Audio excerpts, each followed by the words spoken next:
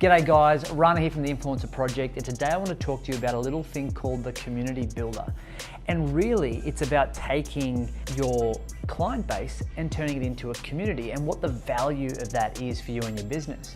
See, I was recently talking a client through what we call the Create session, where we actually map out their lead generation system inside of LinkedIn. And it really occurred to me that when this client was actually wanting to sell people into their program or their service, how much of a gap there was between the way that the brain operates and how their clients were set up inside of their programs. And what I mean by that is, when we look at a client base, normally it's siloed clients that are individually taken care of in a one-to-one capacity.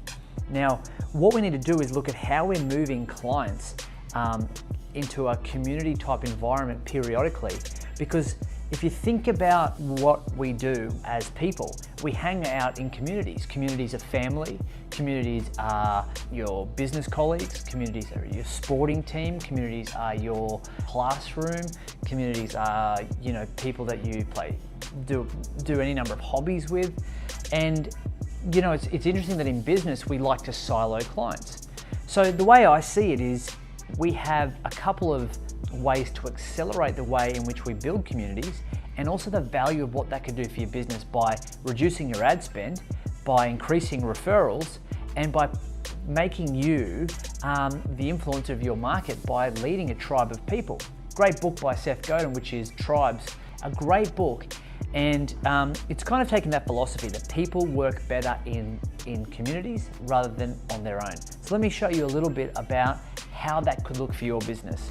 Now, there are in the traditional funnel, there are a couple of ways that we play. You might be aware of it. So the thing is, we attract, or in our case, we call it connect, we engage, and we convert.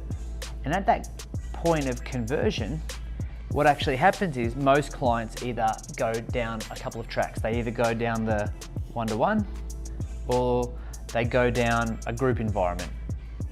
But what I'm seeing really powerfully now inside of how we're building communities in using social networks is the power of being able to get clients results.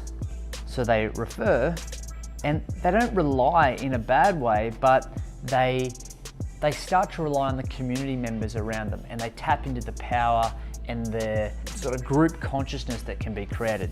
So at the top, what I look at doing is setting up groups. A great way to set up groups for attracting clients and helping people see the value in who you are and what you do is to create groups inside of LinkedIn, to create a group inside of Facebook. And then there are other ways to do it outside the box in case people don't have social network, which is to create a Skype group, to create a Slack group. Whatever it is, there are so many channels. There's a messenger app that a lot of people, WhatsApp, there's a heap. Choose one and invite people, get people to join it. So you start building up your tribe.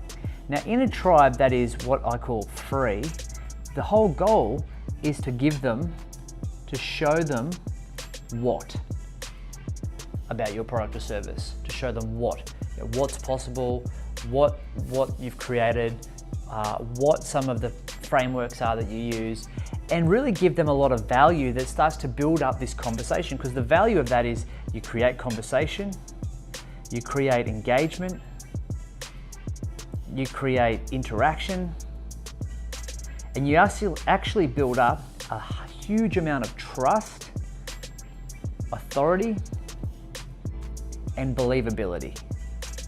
Now, you can't get an ad to do that level of work for you. Leading a community is super rewarding, and with all these values on the right-hand side here, you can actually see that putting a little bit of effort in and starting a group is really important.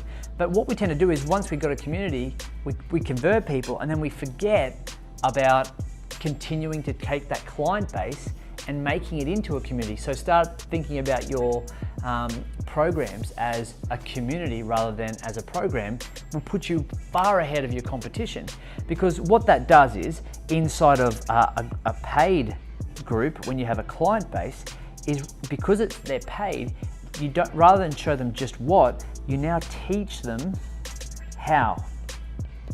Now they're a client, you teach them how. A free group is to show them what is possible, and a paid group is to teach them how it's possible. And ultimately, you can use the same tools here to get people engaged, to tag people. And this is the way to do it. Tag people, acknowledge people, engage people, train people, entertain people. And they always say that inside of a paid group, it's really about entertain, inform, and educate.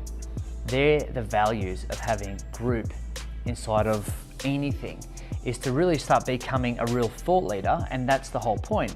You become an influencer or a thought leader of your community in your space by virtue of the fact that you have a group of people that share common values, that see high value in what you do, and rather than just clients that are one-to-one, that you have to have conversations with in siloed situations, you can bring groups of people together to share the collective intelligence and the wisdom that's available. So what I get you guys to do is talk about how could you possibly start a community tomorrow? If you had to, what platform would you choose?